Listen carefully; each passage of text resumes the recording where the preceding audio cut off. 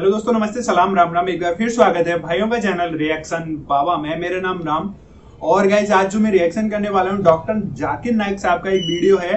Why did Aurangzeb cut the private parts of thousands of Hindu. Aurangzeb ने हजारों हिंदुओं का जो प्राइवेट पार्ट रहता है वो क्यों कट कर दिया था, उसके ऊपर आज इस वीडियो के अंदर दिखाया जाएगा। कैसे उन्होंने, किसी ने शायद उनसे कोई क्वेश्चन किया होगा। मोस्टली वो क्वेश्चंस के आंसर ही देते हैं वीडियोज के अंदर।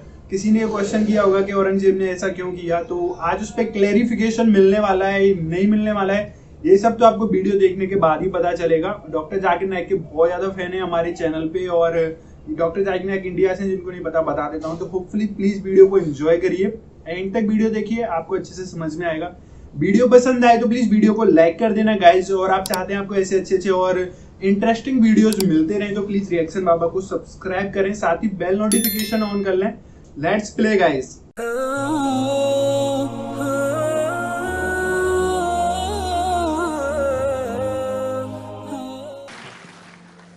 जी हाँ भाई साहब, पूछिए। मेरा नाम BS गुप्ता, मैं एक एडवोकेट हूँ।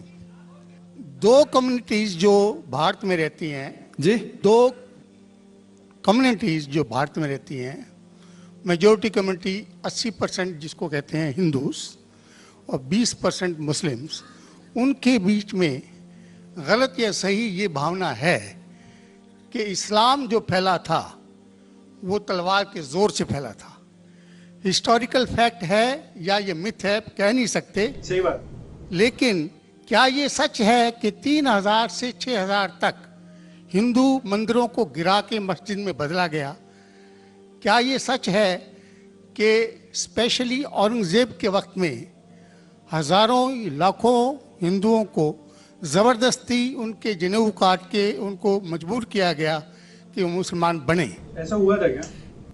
नंबर 2, जो कि आज के समय के अनुसार एक सवाल मैं पूछ रहा हूँ। हिंदुओं पर हिंदू मैरिज एक्ट लागू है, जिसकी परिभाषा में सिवाय क्रिश्चियंस और मुस्लिम्स को छोड़ के बुद्ध और जैन को, सिखों को, सबको शामिल किया गया है। क्या मुसलमानों का ये कहना नहीं बनता कि आप सबको शामिल करते हैं हिंदू मैरिज एक्ट में, इसका नाम बदल के एक ऐसा एक्ट बनाया जाए जो सब पे लागू हो? सही बात। या इसके अल्टरनेटिवली एक यूनिफॉर्म सिविल कोड जो दोनों धर्मों के अच्छे टेनेट्स को शामिल करे, उसको लागू किया जाए। एक चीज़ मैं ये समझता हूँ कि मुस्लिम लॉ में जो विल है, जिसके अंदर ये लिखा है कि 1/3 से ज़्यादा कोई विल नहीं कर सकेगा, इसका मैं इनकॉर्पोरेशन अगर यूनिफॉर्म सिविल कोड बनता है तो मैं चाहूँगा कि वो हिंदुओं पे भी लागू हो। ये नहीं है कि हिंदू मैरिज एक्ट को अगर इंडियन मैरिज एक्ट में बदला जाए तो मुसलमानों पे लागू हो और हिंदुओं पे कोई चीज़ ना आए। मुझे इस्लाम में ये चीज़ बहुत अच्छी लगी। ऐसे ही कोई यूनिफॉर्म सिविल कोड के लिए ये मुस्लिम आगे क्यों नहीं आ रहे, इसकी वजह मुझे बताई जाए। भाई साहब ने 3 सवाल पूछे एक सवाल में। पहला सवाल कि हिस्ट्री से पता चलता है कि इस्लाम तलवार के जोर पे फैला कि नहीं, लेकिन ये मुझसे पूछ रहे क्या ये हकीकत नहीं है कि 3000 से ज़्यादा मंदिरें गिराई गई थी और मस्जिद बनाए गए और बहुत से लोगों का कत्ल किया गया? ये बिल्कुल गलत है, अफवाह है। ये मैं कह सकता हूँ कि कुछ मंदिरें शायद गिराई गई होंगी, इससे मैंने कहा तो एक भी मंदिर नहीं गिराई गई। हो सकता है कि कुछ मुसलमान, अपने आप को जो मुसलमान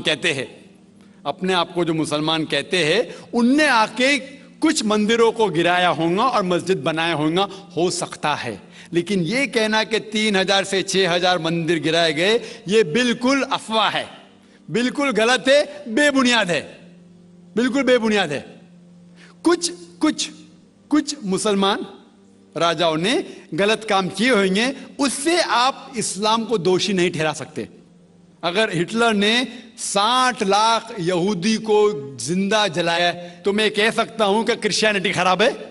बिल्कुल बेबुनियाद है, वो हिटलर ने किया, बाइबल में तो ही लिखा है कि जलाना चाहिए। इसी तरीके से ये खाली अफवाह है।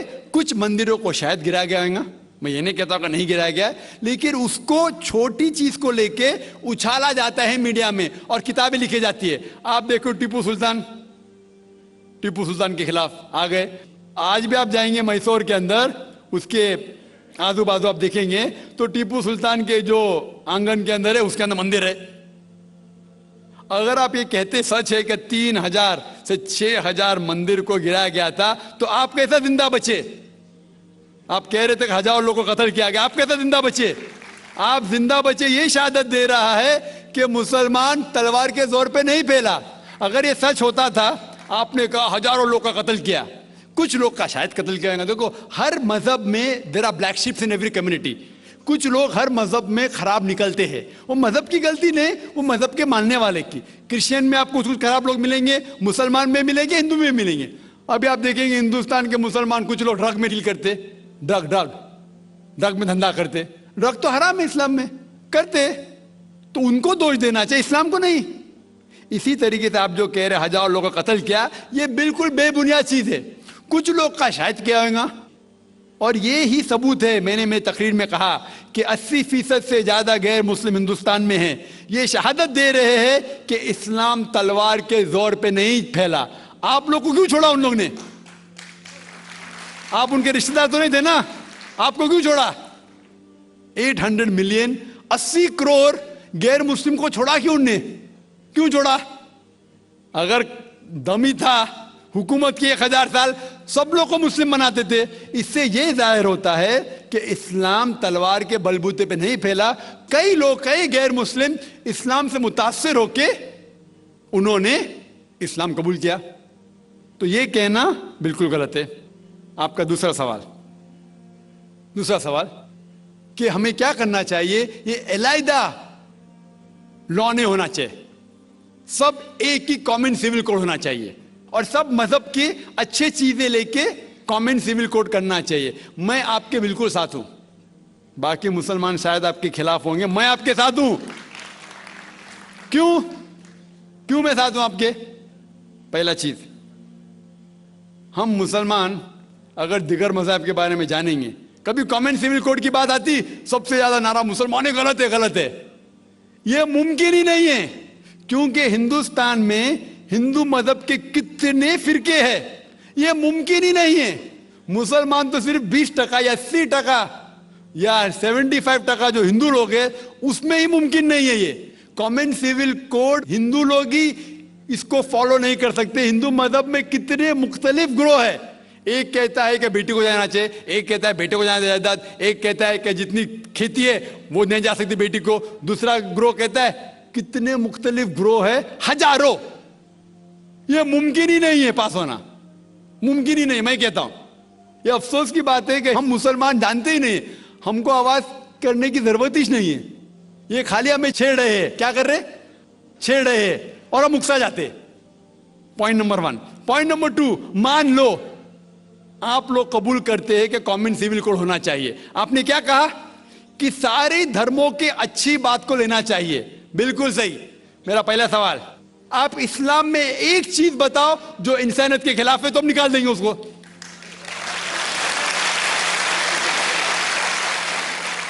आपका यह कहना बिल्कुल सही है कि बाकी मज़ाहिब की अच्छी चीजें जो है, मिसाल के तौर पे मैंने तकरीर की similarities between Hinduism and Islam, तो जो अच्छी चीजें हिंदुइज्म की मैं ले चुका हूं।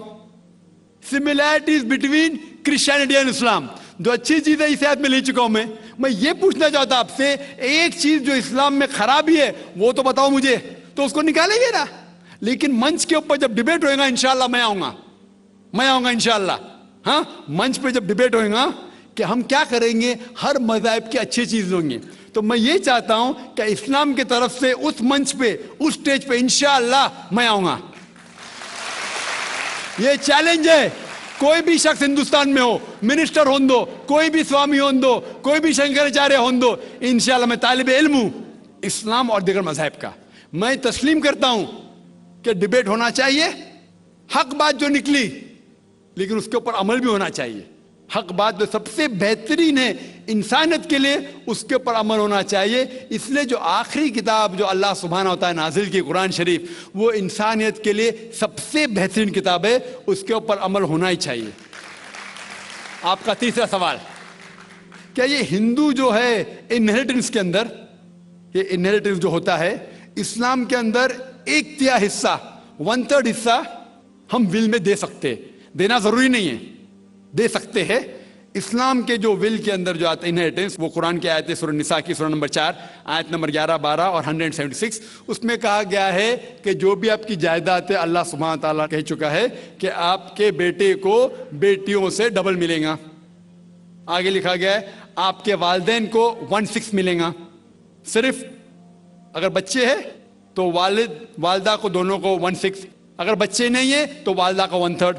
आगे बढ़ती आयत नंबर 12 पे लिखा है कि आपकी बीवियां जो आपके लिए छोड़ेंगी, अगर बच्चे नहीं आपको आधा मिलेगा, बच्चे हैं तो 1/4 मिलेगा। आप जो आपके बीवियां के लिए छोड़ते हैं, बच्चे नहीं तो उनको मिलेगा 1/4, 1/4, बच्चे हैं तो 1/8, 1/8। ये डिफिकल्ट है, याद रखना, आप जाके रेफरेंस देख सकते हैं, सूरह निसा सूरह नंबर 4 आयत नंबर 11 से 12। और इसके बाद अगर आप किसको विल करना चाहते हैं अपनी जायदाद, मैक्सिमम 1/3, लेकिन ये विल जो करेंगे आप, ये इन लोगों में से नहीं होना चाहिए। आप नहीं कह सकते कि मैं मेरे बेटे से ज्यादा मोहब्बत करता हूं, बड़े बेटे से, इसलिए उसको ज्यादा दूंगा, ये बिल्कुल गलत है। लेकिन जो ये दायरे में नहीं आते हैं इनहेरिटेंस के, उनको आप 1/3 हिस्सा दे सकते हैं। आप कहते हैं आपको ये चीज बहुत पसंद है, आप भी करना चाहते हैं, आपको कौन रोक रहा है? इंडियन गवर्नमेंट के हिसाब से आप अगर विल करेंगे, क्या मैं मेरा 1/3 हिस्सा देना चाहता हूं, कोई भी रोक ले सकता हूं, मैं भी नहीं ना मिनिस्टर भी नहीं। और पूरा अगर फॉलो करना चाहते सच्चा धर्म, आप इस्लाम कबूल कर सकते, हम आपको वेलकम करते। आखिर दावाना अल्हम्दुलिल्लाह रब्बिल आलमीन। भाई ये वीडियो था, मतलब काफी ज्यादा नॉलेजेबल था। नॉलेजेबल ऐसे था कि उन्होंने कुछ सारे क्वेश्चन पूछे थे कि उन्होंने बोला था कि तलवार के दम पे बहुत सारे हिंदूज थे, उनको मुसलमान बनाने की कोशिश की गई थी। और उनका जो उन्होंने जनेऊ शब्द यूज किया था, जनेऊ इन द सेंस जो हिंदू कम्युनिटीज में रहता है, वो गले में जो पहनते हैं, आपने पंडित जी और पुजारी जो पूजा करते हैं मंदिर में, उनके गले में देखा होगा, नॉर्मल लोग भी पहनते हैं। और तो उनको काट दिया गया था, ये सब उन्होंने बताया था। लेकिन उन्होंने बोला था कि एक ऐसा आदमी रहता है हर एक धर्म के अंदर जो कि ये गंदगी फैलाता है, लेकिन इसका मतलब ये नहीं है कि उस एक बंदे की वजह से पूरा का पूरा जो है धर्म गंदा है। कितना सस्ता कितना नहीं था, ये आप लोग मुझसे ज़्यादा बेटर जानते हैं इस वीडियो को और मतलब इनकी बातों को, क्योंकि आप बहुत चैनल पे मेरे बहुत बड़े बड़े भाई लोग हैं जो अलग अलग कंट्रीज से भी हैं, भारत से भी हैं, पाकिस्तान से भी हैं, मुझसे ज़्यादा नॉलेज है उनको। तो प्लीज़ मुझे कमेंट करके बताएं और क्या मतलब क्या कहाँ तक ये बातें सच थी, कहाँ तक नहीं थी, क्योंकि ज़्यादा हिस्ट्री मुझे नहीं पता इन सब के पीछे क्या सब था। पर ये जो बातें जो क्लैरिफाई करते हैं काफ़ी हद तक सही रहती हैं इनकी बातें, बहुत मतलब मुझे इसी वजह से मैं इनकी वीडियोस बनाता हूँ और आप लोग भी मुझे सजेस्ट करते हैं, तभी मैं ये वीडियो बनाता हूँ गाइस। तो ये वीडियो था, होपफुली आप लोगों को क्लियर हुई होंगी, चीज़ें क्लियर हुई हैं, पसंद आई हैं, तो प्लीज़ मुझे बताएं ज़रूर कमेंट करके।